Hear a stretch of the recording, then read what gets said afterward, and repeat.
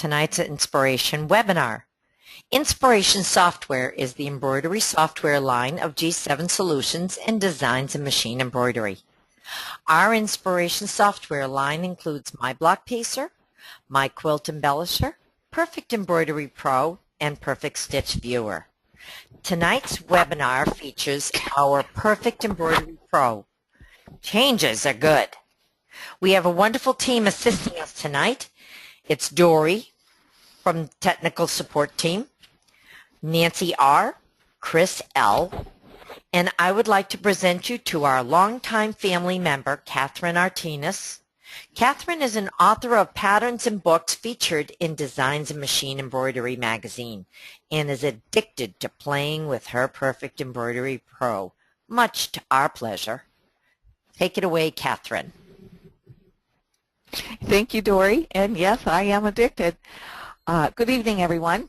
I'd like to begin this evening just with a little review of the very first screen that comes up when you open up Perfect Embroidery Pro. This is your My Inspiration Today window, and as a reminder, you have lots of choices right here to go get inspiration, whether it be Eileen's blog, the free monthly projects, lots of good things in there for you to go to. Also, very important button right here, the click here for software support. This is where you would go to either get technical help from the help desk, again, technical aspect of your software, and also to access the forum, which is an excellent source for all of your how-to questions. It really is worth a visit. Then the other thing to remind you is right in this window here, you simply click in that area to go get your free monthly designs if you've not yet picked those up for April. They're very fun. And then if you have not picked up any of the free designs from previous months, there is now this easy button right here, this previous month. So a lot of good stuff on this opening screen. And important for us as well is the choice of creating a new design or to open an existing design. For us this evening, we're going to create a new design. Tonight's webinar is on beginning manipulation. We have a webinar in July that is on artwork, creating from an image. So tonight we'll be concentrating on the features that let us make changes to existing designs. We'll talk about the shape tool and fill types in your properties, creating outlines, making sure you're comfortable with the sequence view as well. We'll talk more about the terms vector and raster in depth in our artwork webinar, but what we need to know tonight is that design objects have vector edges, which simply means that they can be resized without loss of quality. Their edges, either curved or straight lines, are defined by points, and we're going to begin simply this evening. I'm in symbols. I'm going to take the apple, and as you notice, my mouse is in a crosshair mode. If I click and drag, I can see the shape and size of that apple, and I'll let go right there. I'll turn on my 3D so we can see the stitches and so forth. Come up here and get my select tool. And when we talk about creating an outline, you may have done this before, but it is a very useful tool, so it's worth revisiting for you to have total understanding of that. You see that my apple is selected. If I do a right click on that selection, I'm going to come up here to create outline. Clicking on that once brings me into the box to do an outline. We notice the default is 0.08 distance away from my main object, and I will have one repeat. I'll go ahead and OK those defaults, and you can see what happens here is, yes, indeed, I have an outline that is 0.08 inches distance from my original. If I right-click again, go back into my Create Outline, let's bump up the repeats just for fun to see what that does for us. We'll get a couple going there, and you see that we have more repeats, 4 of those repeats, each one being the 0.08 distance away from the previous one. Now, if you take a look over here in your sequence view, you can see that at the moment, all of those outlines are still artwork, so we would need to convert those into stitches if we wanted them to stitch. This sort of looks like the echo mode that quilters do at certain times. All right, I'm going to select that and right-click and delete for the moment, because our next use of Create Outline, we'll do a right-click, come up to Create Outline. This time I want to make that distance 0, and this is the trick that we're going to use frequently this evening. By making that distance 0, what you are asking the outline to do is to simply be right at the very edge of the shape of our apple. It is selected here. If I get my hand and drag it over, you can see that it has created the outline of the entire shape. If I put it back to finish that idea, I would, showing you right now that it is still artwork, we would select it, right-click, convert to, a run, and then you could make those choices whether you wanted the standard, the two-ply, the beam, whatever it is that you wanted your outline to be. Certainly we could change that color. I'll just drag that over there right now so that you can see we actually do have those stitches. Let's come back to our apple at the moment, and we see right here that both of these areas are grayed out. That means this particular design is grouped. We have two ways to get it ungrouped. If I right-click, I can choose Ungroup, or I could have come up here to my Ungroup on the toolbar. Now those areas are separate. And if I use my plus sign right here on my sequence, it will expand all of the segments that are available for that particular object. So you can see if I click on the minus, it collapses. If I click on the plus again, it expands to see those. What we're going to play with here for a moment is the part of the design that is the complex fill, not the run stitches that are the underlay, because we're talking about manipulation this evening, and with this manipulation we can change the type of fill. If I want it to be a corn pattern and I apply that, we see the different direction of the fill. Very interesting.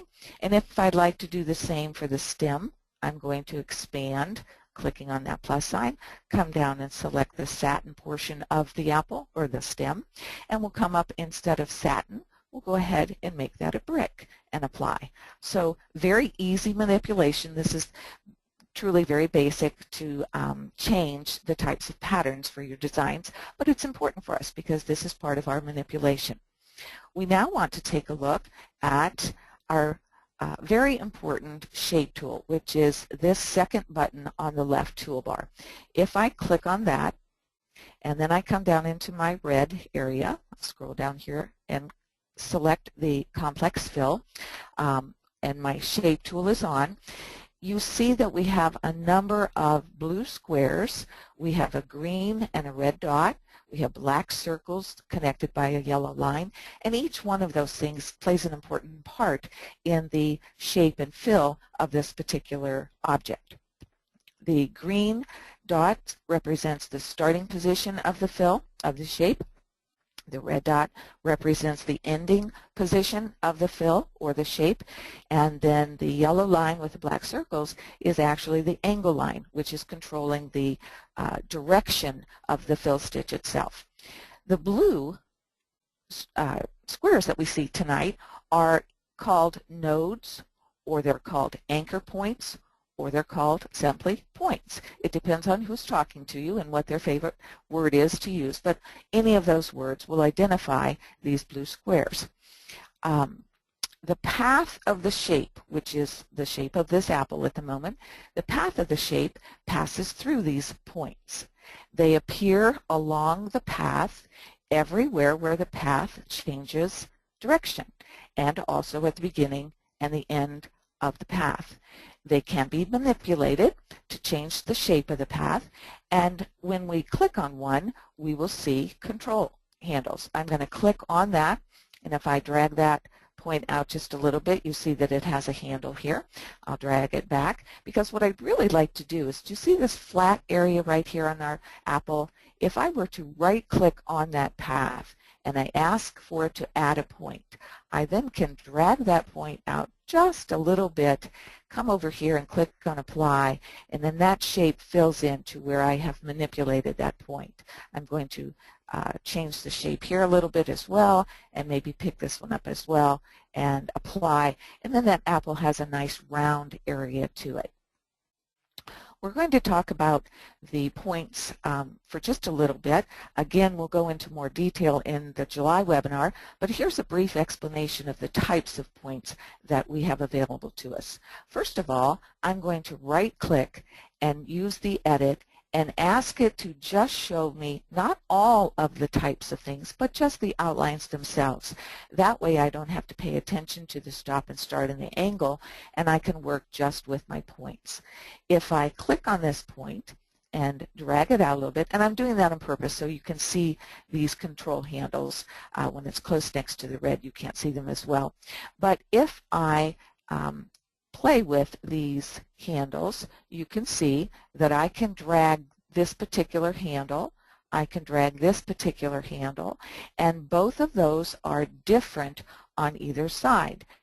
That's because this particular point is a cusp. When it is a cusp point, that's exactly what I can do.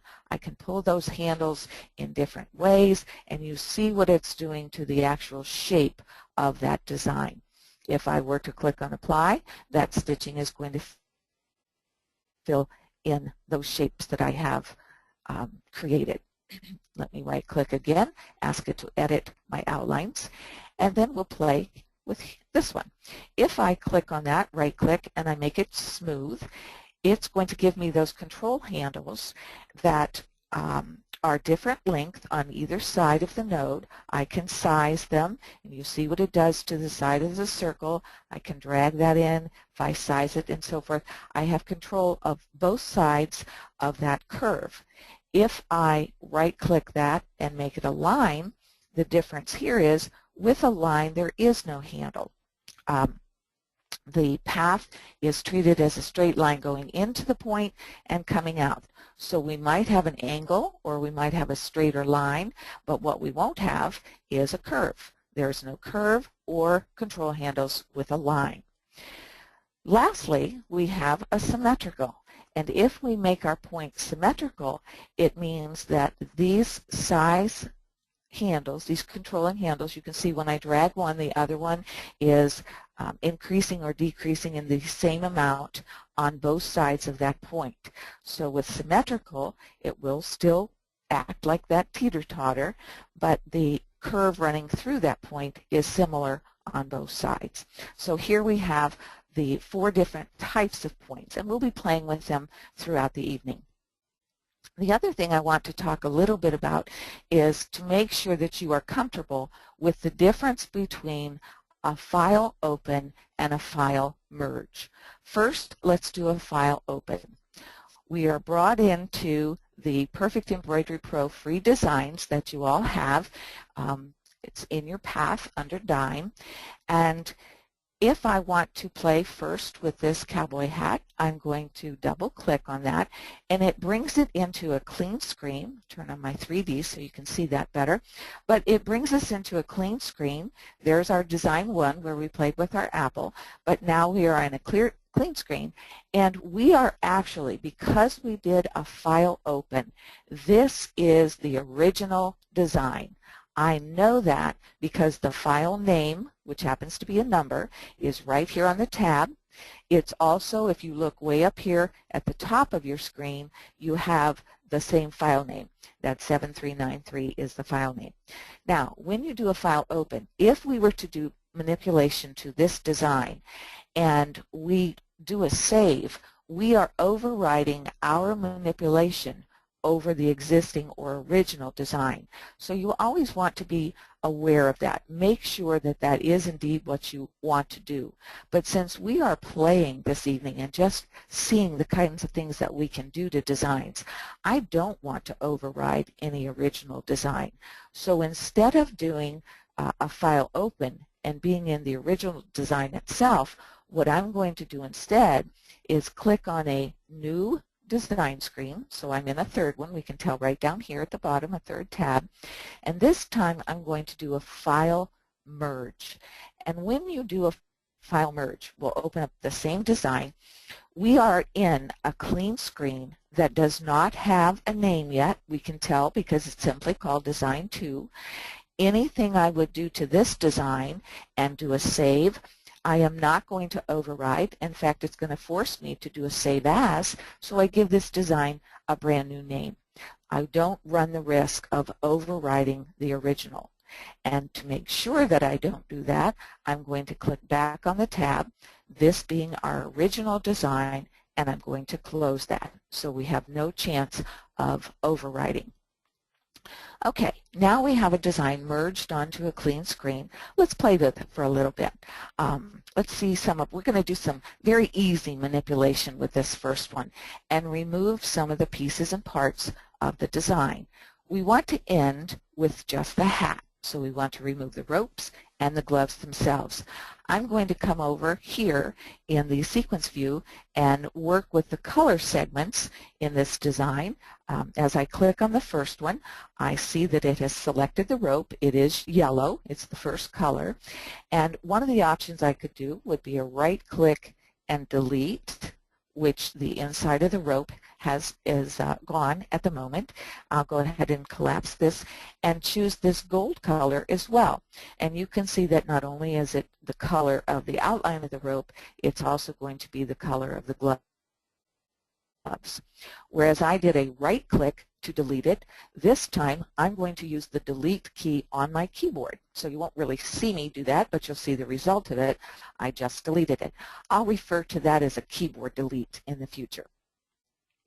Having deleted that portion, I'm left with the outline of my gloves. I see that color over here in the sequence view. Once again, I'll do a keyboard delete, and that is gone. So what we have done is remove all the parts that we did not want. We're left with the hat, which is what we wanted to begin with, and I'll go ahead and collapse that. We only have the two colors remaining. And the other thing to think about when you are playing with designs is sometimes you end up with lots of different thread colors down here on your thread chart. And just as a reminder, you can come over here to the lower right-hand area of the thread chart and click on the minus sign, which says remove the extra threads. So here we're left with just the two colors of our hat. We want to take this a step further and make this more of a girly hat. So I'll come down here and click on the number 1 color. I'm going to pick a pink, say OK to that, and because the hat, the hat itself was assigned to color number 1, whatever I make color number 1, it has changed the hat color. I don't like the red with it, so we'll go ahead and click on that. And I'll come in and probably pick a soft white or ivory, OK that, and now we have our hat. So just the two colors are involved. When we deleted the rope and the gloves, we also deleted the outline around the hat. We know now how very easy it is to add an outline, so I'm going to come over here to the sequence view, select my hat, right-click it, create an outline. You know that trick is to put a 0 in for distance. I'll say OK there. It is a pink, so you don't see it very well. For display purposes, I'm going to add one more color. The teal comes in. The outline is still selected. I'll go ahead this time and right-click on the teal to apply it to my selected area. But to refresh here, remember that this is still artwork.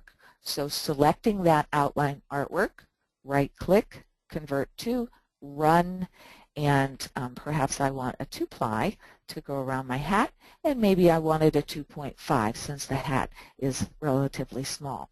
And I apply that, and I now have my cowgirl hat in a pink. We've deleted the extra accessories, excuse me, and are left with just a real girly hat. At this point, to finish our manipulation, I would do a File, Save As, and I would need to name this. I'll go ahead and call it Cowgirl and save that to, oops, left over from my playing earlier, and we now have a new design from an existing design in your embroidery designs. We'll do another one, and this time we're going to combine two designs. So once again, I'll come up with a clean screen, going into File, Merge. I am looking for my seagull. He should be just 2 clicks away from my mouse here, and I'll double click on to bring him onto the screen. And I see that I have a seagull with my sun. I'm pretty sure I want to get rid of the sun, so I'll come over here to the sequence view, click on the yellow, do a keyboard delete, and the sun is gone. I will select my bird by clicking and dragging around all of the parts. I'll do a right click and I choose to group that bird because I'm going to play with him here in just a moment. I'll size him down just a bit, move him out of the way, go back under File, Merge, and we'll go get the island. And the island is about 7 or 8 clicks away. So we'll come down here, and let's see, there she is right in the middle. We'll do a double click, and our island is going that way. I'm going to move that down a bit, zoom, do a double click and zoom out on my screen so I can see all of my objects. And at this point, I'm going to select my bird again and place him where I think he would be most effective. And also, just for fun, we'll do a right-click copy, right-click paste. He is resting on the other. We'll make him smaller. And by making him smaller, we give a little bit of perspective to our island picture here. And there we have another very easy manipulation, taking pieces and parts from some designs and adding them to create a different scene. If we look at this in our 3D and we decide that maybe the wind, instead of coming from the west, is coming from the east, another way that I can go up and choose everything in my design, I can scroll all the way at the top of sequence and do all items. Everything is selected, come up here to a flip horizontal, and the entire scene flips. So in this case, the wind is coming from the east. At this point, if you're happy with your design, you could do your file, save as, give it a new name, and you've created yet another brand new design. We'll try one that's a little bit more sophisticated here. The same kind of thing, though, where we are combining. Once again, I'll do a File, Merge, and you can see that I keep going into our free designs. You have lots of different options here. Our blue bird is going to be relatively in the middle. Here it is right here. And as we bring this to the screen, it is a lovely design as it is. It really is quite pretty. We'll go ahead and do an ungroup. Oops, I didn't need to do that. I want to scroll down in my colors because what I'd like to do at this moment is to remove the blue bird. And the trick then is to find the pieces of the bird by clicking on the very last item. We can see that that is also part of the outline of the bird, and I could continue to click up on these areas until I'm sure that all those pieces are part of the bird. If I were to go up one more, I see that now I'm picking parts of the cherry branch, which I do not want. So if I click on the very first item in my bird, I'm going to hold down my Shift key on the keyboard and then click the last one. That's a trick for you to select multiple pieces that are adjacent to each other. It's the control you might be used to in selecting multiples, but with your Shift key, if they all touch one another, it's a very fast way to get the group. I'm going to right-click and cut the bird. I don't want to delete it. I just took a moment to get all the pieces and parts of that bird, and I think the bird is very lovely. So I'm going to click on a new screen, right-click and paste the bird. I have selected it and taken it out of its original design, but if right now I do a File, Save As, and I give it its own name, if I call it a bluebird, and save that, I have just made another design that I can use in the future. We'll return back to our cherry blossom, and we see that once we took out the bird, we have a hole in our stitching, which is indication of good digitizing, because whoever did that removed the overlapped stitches, which is a good thing to do. But at this point, we want to fill up that hole with something pretty. Once again, we'll do a file merge. We'll go back into our free designs, and the one I want happens to be down very close to the bird. That was our original design, and I'd like this butterfly right here. So a double click will bring that into my screen. It is all selected. I'm going to right click and group it because I am going to play with it.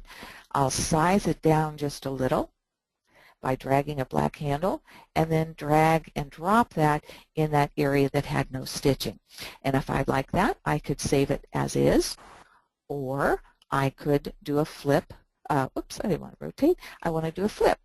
Do a flip horizontally, and then maybe manually rotate it and position it in such a way that it is resting over that area where the bird was. So once again, I've taken parts of two different designs and taken out the part I don't want, put in a new part, and created a brand new design on its own.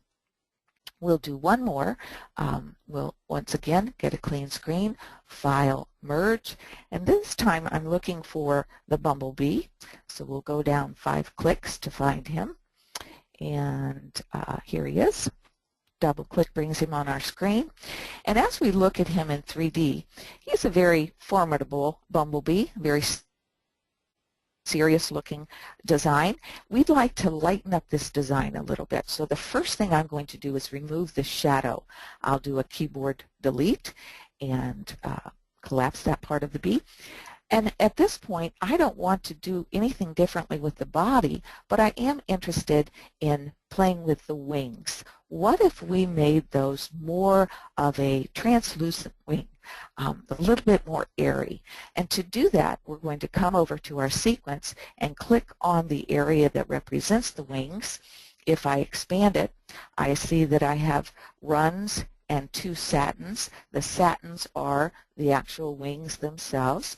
So if I select the first satin, come up here to my fill type, instead of standard, I think I'm going to go with contour, and I'll apply that, and you can see that we have a little nicer look. It's sort of where I'm headed with this translucent idea of mine. So we'll click on the other satin, do the same thing to it, ask it to be contour, and apply.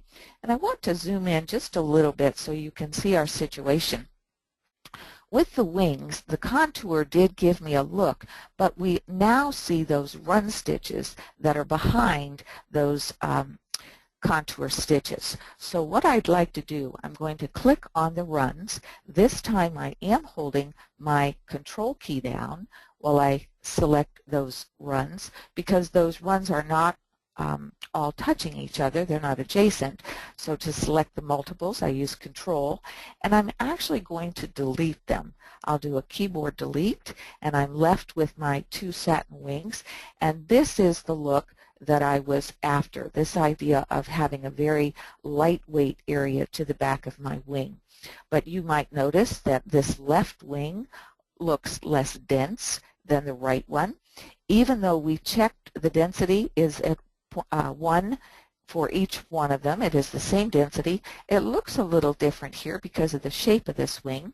So what we're going to do is just play to see what might be a better look for this wing. I'll just up that density just a little bit.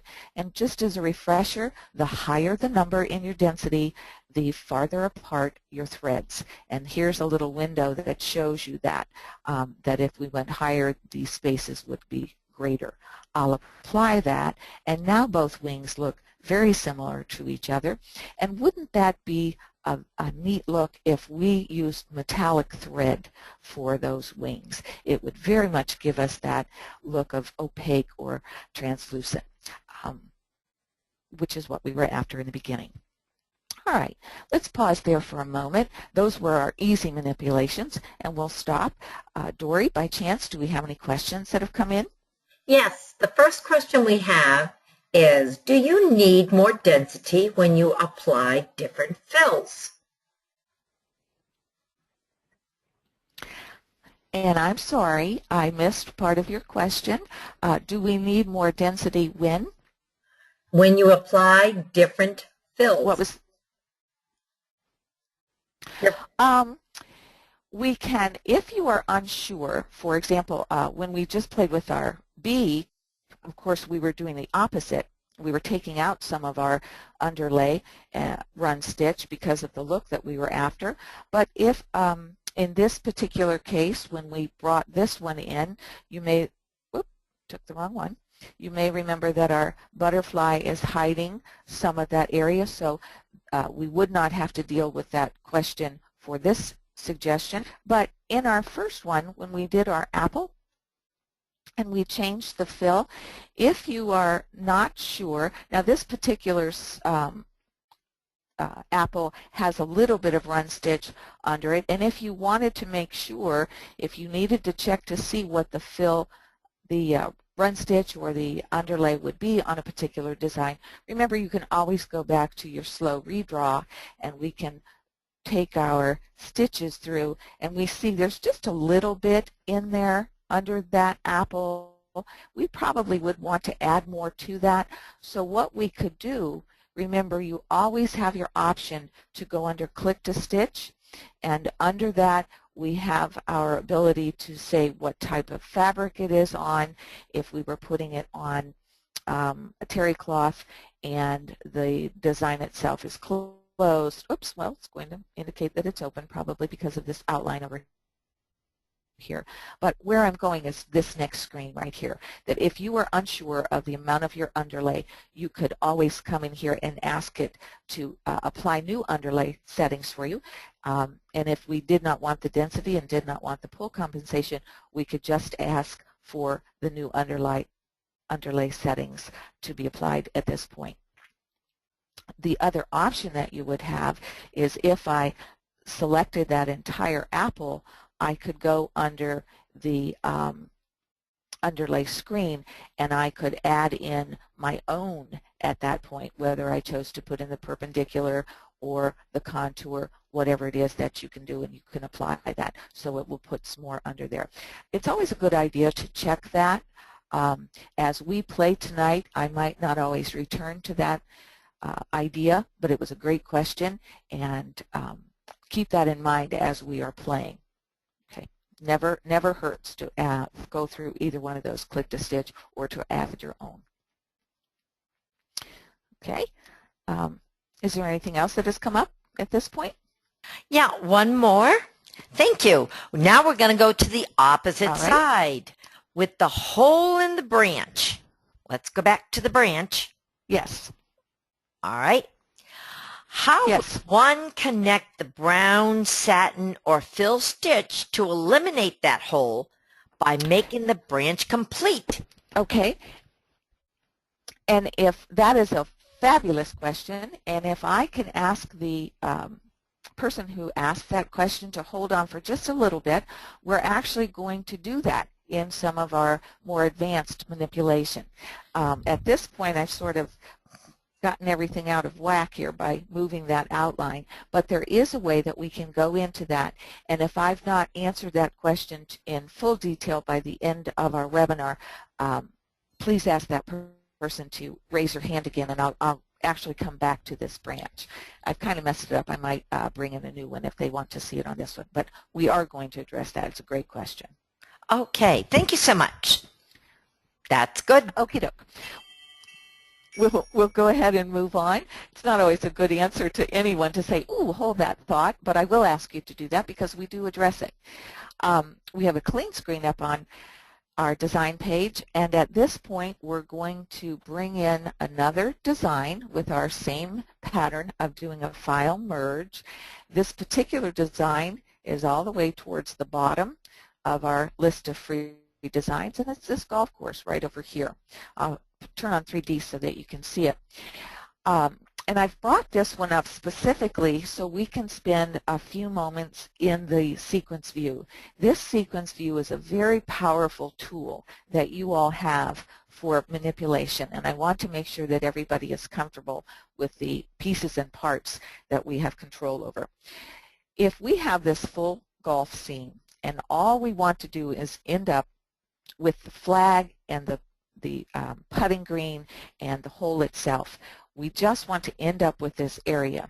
We have lots of other part of the design that we need to delete, and some of this is behind the flag, so it presents a little bit of a challenge on how we might get rid of those colors without deleting the green of the putting area. The first thing I would do would be to click and drag a big rectangular square around a portion of the design to see what is captured in that select, and then I would just do a keyboard delete. That got rid of a good portion of the design itself. I'm still left with what I want, but I also have this fairway and the sand trap that's behind my flag. So we're going to come over and use the sequence view to help us with taking out some of the parts we don't want.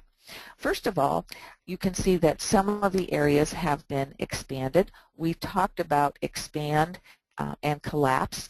If this is a minus sign, it is giving me the option to collapse that segment. Here I have another minus sign to collapse that segment. Or I could do a right click anywhere in the sequence view, come up and ask it to collapse all. So it brings it back and all I see are the colors of the individual segments of this design. Before I do the next thing, I'd like to draw your attention to these eyes. You see that they are dark right here. And if I were to click on an eye, I'm asking the software to hide that particular color. And you can see that it hid all of the green. It hid some of the green that I want. So that's not really what I want to do at the moment. So if you want to bring it back, you simply click on the eye to bring it back so you can see it. So this is useful in doing it one by one. Or, once again, I can right-click, come up, and ask it to hide all. Now that might give just a moment's hesitation or anxiety as to where did our design go, but we know it's still there because we can see all of these colors over here in sequence view. I have all of the eyes darkened. They are all hidden, and now I can bring back the colors one by one. And in doing so, I see that that's my light green. I'm also going to click on the second eye to bring back my dark green as well, the shading. But look what I've just allowed myself. If I click off the selection, I can now click and drag around the fairway portion, not my putting green portion, do a keyboard delete, and that portion is gone. If I hide those colors again, and then I come down, and I bring the sand trap area, the lighter brown and darker brown. I see it's all selected. I can do a keyboard delete for each of those. Actually, let me hit the heading there, and those are gone. Now I want to do a right click and ask it to show all. And all that's left, I've deleted everything except what we've wanted by using these tools that are offered to me in the sequence view. The last thing I would probably do would be to click on all items, come up to my ruler, do a right click, and ask it to center the portion of the design. I'll back off a little bit in the zoom so you can see it better, and we are left with just the flag and the putting green that we were looking for in the beginning. Once again, we would finish this with a file save as, give it a new name, and there we've created, once again, another design from an existing design. We're going to bump it up just a notch here and go to do some intermediate manipulations, and this would include us doing removing just parts of an object. So we'll do a clean screen, and this design happens to be in your text designs. So I'll click on that, and I happen to know the number of the design that I'm after. It's 98007. I can type that number down here in my Find window, click on my down arrow for it to find it for me. I see it highlighted, double click it to bring it on the screen. I'm going to just size it up just a little bit right there. Turn on the 3D so you can see what we have. And if I want to take out the little happy faces out of the flower and also remove this secondary flower, the smaller one, so that we're just left with one flower and it looks a little bit more nature-like instead of happy little faces. To do that, I'm going to start at the bottom and I click on that. You see all the items in blue. We know that it is grouped. I'll right-click and ask it to ungroup. Click once again on the bottom. I see that dark color is my faces, but if this was a situation where you couldn't tell what that was, maybe these pictures are too small and you don't know what you have chosen, you can always get your hand in there and drag out the portion that you have seen away from the stitches so you can see it better.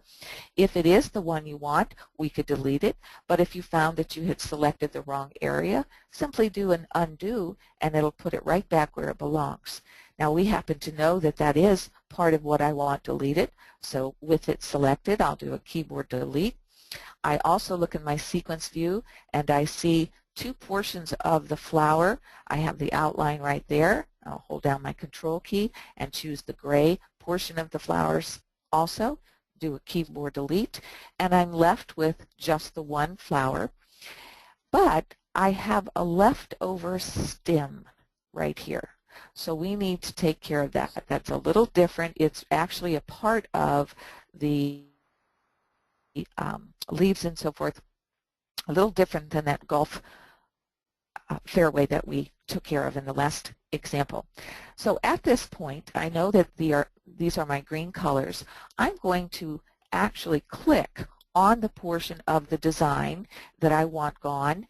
At the moment, I see a very large rectangle. If I'm not sure what I've selected, I take a look and see over here that run is in the gray, so that's the item that I have selected, but it is the outline of all of the leaves. At the moment, I'm going to go ahead and do a keyboard delete and get rid of that. And I'm still left with the stem, so I'll come over here and select it again. I just clicked anywhere in the stem. That looks very much like what I want gone, so I do a keyboard delete. I have a little bit more left, so I can do that again and click on, I actually can drag around that head and delete that. And you see, by being persistent in that stem, I can click and delete all the pieces and parts until I am left with only the, let me bring that up, I'm going to show you something here. I'm left with just the one stem for this flower and the two leaves that I want. However, having done that, I also removed the outline stitch. You may remember that we've played with this before. I'll go ahead and collapse that. I'm going to select all of the green, do a right click. We're going to create another outline. And doing that hint, that trick that we know to make it a zero distance, we OK it. It's coming in blue. Might be a little difficult for you to see, but I'm going to go ahead and change it to this dark gray color so it stands out a little bit more. It is artwork at the moment, and I have some other artwork I'd like to add just very quickly to put these leaves back similar to what they were. I'll come up here, and on my artwork tool, I click the arrow and I'm choosing the pin, and I'm going to right click on my gray so that I am in that same color. And all I'm doing here is moving my mouse and clicking a couple clicks in there. A right click will end it. I just put in a stem, and I'll do another on the other side. 3 or 4 clicks, whatever you'd like to do, and a right click ends it. Then I'm going to come to the bottom of my screen just to remind you, to show you that all the 3 parts of the gray that we just put in are still artwork. We'll select all of the area, right click, convert to run, and I'm going to change that to 2.5 and go ahead and apply. And there is my outline stitch back on my flower. Now take a look what we've done right up here. Do you see our situation that we have created by putting the outline in last? I will right click and collapse all so that you can see right here is my black outline, and it is the last thing that stitches.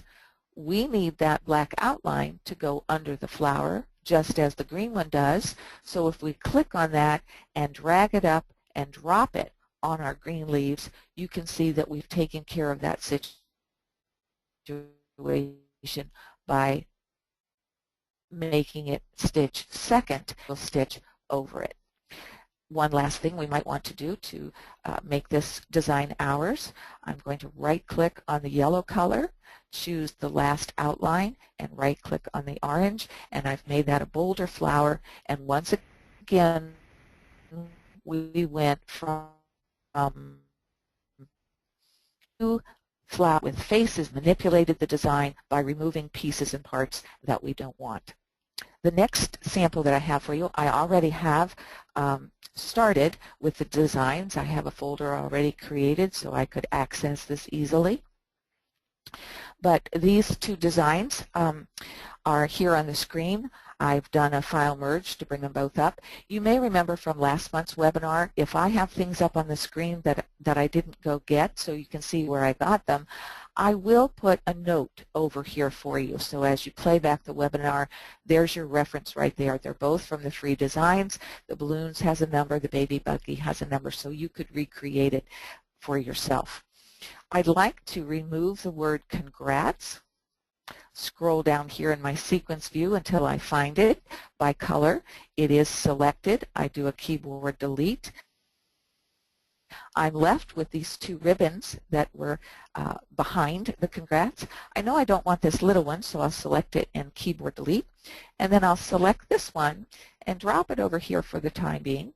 I might need to manipulate that just a little bit later. But now I will drag a square around these balloons to select all of them and drag them over and drop them right on the handle of our baby buggy.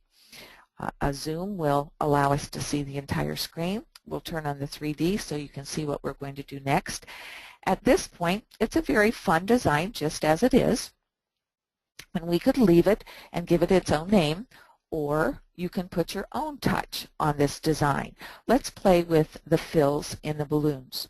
So if I look down here in my sequence view, scroll down until I see the yellow balloon, if I select that, you see that I do have a fill type, but I have none of the numeric values here. And that's because I need to expand this particular color and click on the satin portion of the design, and now I see all the specifics. So you might need to do that in the future if you ever click on a full heading and you're not seeing the numbers that you need to see. In this case, we're going to change the yellow to a pattern number 1. We'll bring that down in size just a little bit, 2.5 for our stitch length, and apply it. We have a little different look to that balloon. I will collapse that one, go looking for my blue balloon, which is right here. Click on the satin. I will do my pattern, and for the blue one, we're going to choose a brick, leave the defaults, and apply it. We have a little different look over there. I'll collapse my pink balloon, expand my red balloon, click on the satin, and I'll change that one to the corn fill and apply that as well. So we've given a little different look to the balloons. I think they're a little bit more interesting if they're all different. And now we'd like to take a look at the baby buggy. You may remember this one from last month. I liked playing with that as well with our templates. But we will collapse the balloon and we will go looking for the body of our baby buggy. And in this case, we see it right here. I've selected both areas, and I'm going to expand, scroll down a little bit so I can see the satin of the hood of the buggy and the satin of the bottom. If I hold down my control key and select both of those at the same time, I can go in and change the pattern to both of them and change it to corn. I'm going to zoom in just a little bit so you can see what we're going to play with next, because once again, it does look fun that way, but we're going to play again with our shape tool. I just have the bottom of the buggy selected. I'm going over here to our shape tool. I click on that. We see all of the points and the stop and starts and the angles. I don't want to change the shape of the buggy. I think it's very nice as it is, but I want to play around with the angle of the stitch. So I'm going to right-click, choose Edit, and ask to play with only the angle lines. Having done that, I see one right here. I'm going to drag that circle to about that position. Click on this black circle, drag the other one to that position, do an apply, and I get a very interesting look with that corn. I'm going to do the same thing with the hood of the buggy, and once again, the shape tool, right-click on one of the points, ask to edit just the angle lines. I see one up here and one down here. So I'll click on this one and drag it down a bit, drop it in that position, and maybe click on this and cross them just a little bit. You're allowed to do that. Go ahead and apply, and I get a really interesting look up here as well. In playing with this, you certainly could continue to play with the angle lines as you wish, but in doing this, I've decided that this is very fun. You could really play here to make it look like it's a vintage rattan baby buggy. And I think that's a little bit more interesting than the original part of it. So we've not harmed anything. We've played with what is there. We've taken two separate designs and created our own design. Certainly you could add the baby's name around the balloons or dragging down here in some fashion, and it would be darling for the new baby arrival. Very fun. We'll pause a minute here. And Dory, do we have any other questions at this point? Believe it or not, you've got everybody just sitting there. Okay, good, because I'm going to move on then to the advanced. And this is where I'd like to answer that question that the person in the audience brought up earlier about how do we fill in holes. At this point, I'm going to open another design that I have created for us, and she is just a cute little girl with sunglasses. Once again, if you look over here in the notes, you can see where I got her. And we'll turn on the 3D. We'd like to remove her sunglasses and just have it be a little girl that probably lives with me in Erie, Pennsylvania, where we don't see the sun very often. But as we scroll down, I see that the hot pink is definitely one of the colors of the sunglasses, so I'll do keyboard delete for that. But if I now take a look at the pink, I can see by selecting that not only do I have the sunglasses, but I also have her pink cheeks. So when you are doing manipulation, you need to be aware of the pieces and parts of the design that might be under the same color. We can isolate her cheeks. I'm going to come down here and start at the bottom, and you can see that as I select over here, it's showing me on the screen the portion of the design. I'm going to keep going up until I have decided which pieces are her cheeks.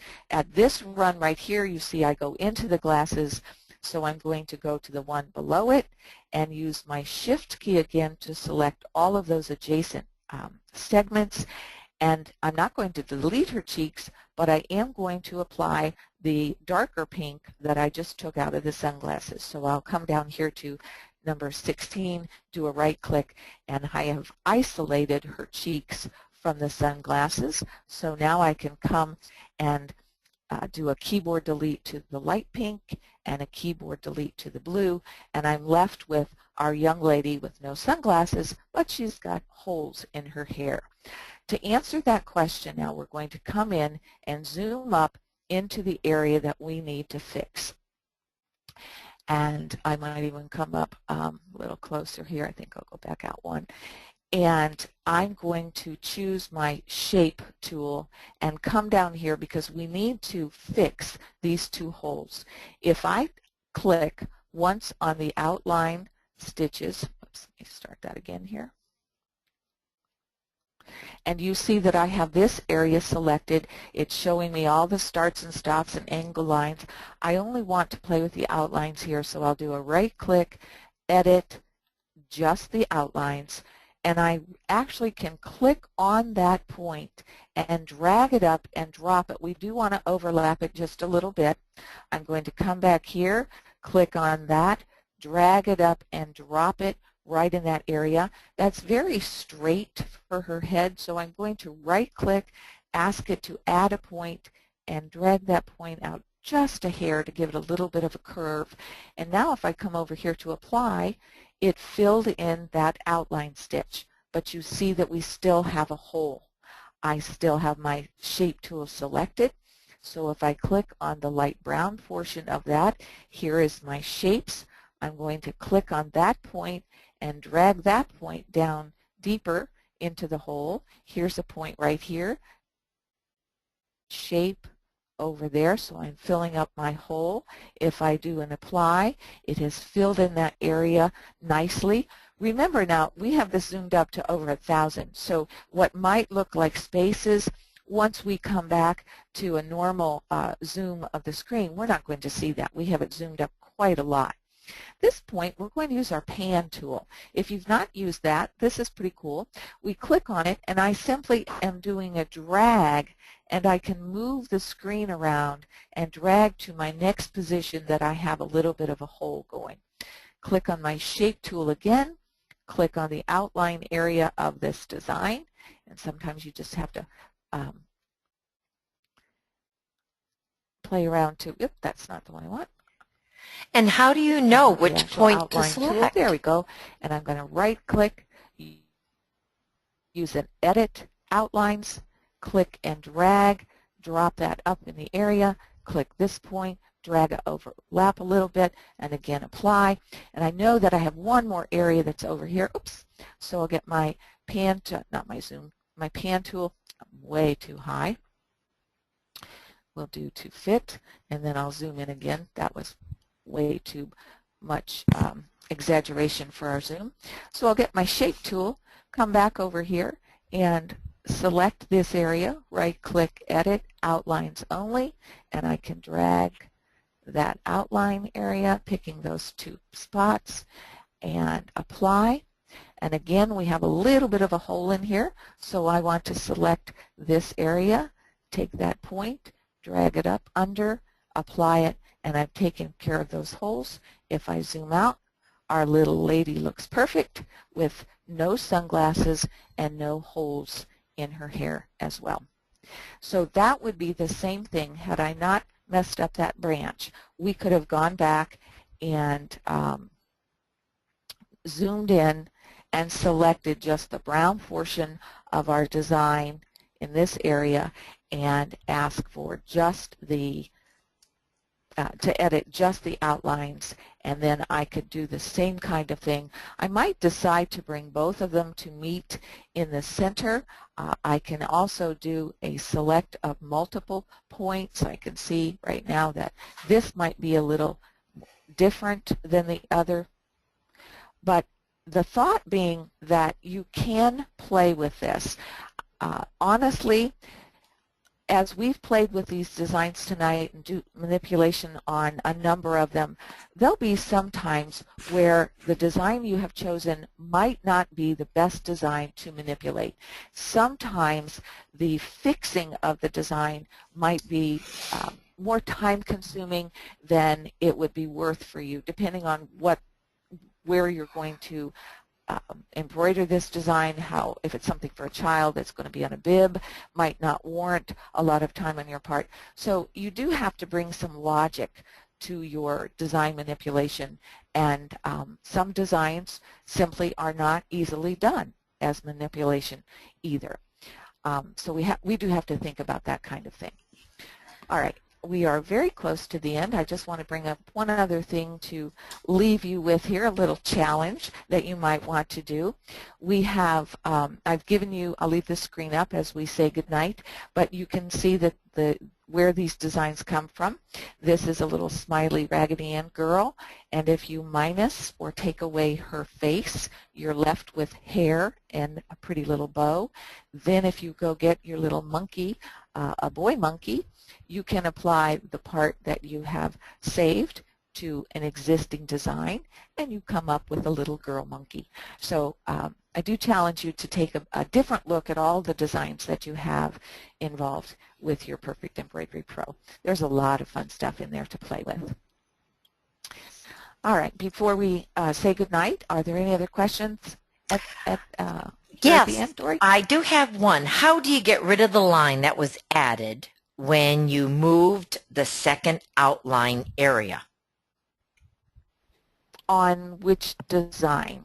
Which one we were talking about? It would have been the little girl. I'm sorry? It would The girl with the glasses? Yes. When you were doing her hair, when you were doing her hair, how do you get rid of the line that was added when you moved the second outline area? All right, so if you have an outline area, okay, how do you get rid of the second outline area? The second, I'm sorry, I'm not understanding the question. Are you asking me again, how did I bring up just the points that I wanted to move? Yes. Yes. Is that what you're asking me? That is exactly. Okay. Once again, all right, let me zoom in a little bit, and we'll get to a small area like that, and we'll start for, whoops, gosh, did it again here. We will back out and zoom in just a little bit. Okay, get my select tool. And if I'm starting at this point and I needed to get this area right in here, I went get my I selected my shape tool and came over, and really it's just a matter of deciding which portion of the design I need, and then I just took my mouse indicator, which is the shape tool at this point, and I clicked on what I thought was the outline. Now, when I came over here in the brown, if I had accidentally clicked on this purple color, I always do a quick visual check over here too with sequence, and I can tell if I'm even in the right color area, and I know that I'm not because that's dark. So sometimes I just have to play around until I see the shape of the area that I'm trying to fix. So it's really a matter of just clicking on. Now, when I clicked on stitches that are behind that outline, whereas if I click on the outermost point of that outline, I now get the shape of the outline. So you can tell sometimes you just have to click multiple times until you see that you have what you want. Otherwise, you could go back over to your sequence view and simply run down the list of areas that you have for your run stitch in a particular color. And then just to finish that thought, if I click there, remember I would right-click, ask it to edit just the outlines, and then I am playing with just these points that are part of the area that I'm playing with. Okay? Excellent. Thank you so much, Hopefully Catherine. that answered the question. Okay. I thank you. You're very welcome. Thank you, everyone. A couple thoughts at the end here. Remember, change is good. Basic manipulation is fun. So go ahead and extend your stash all you want. Thank you for joining me this evening, and I hope to see you again in May for the True Type tutorial. Good night, everyone. Good night. And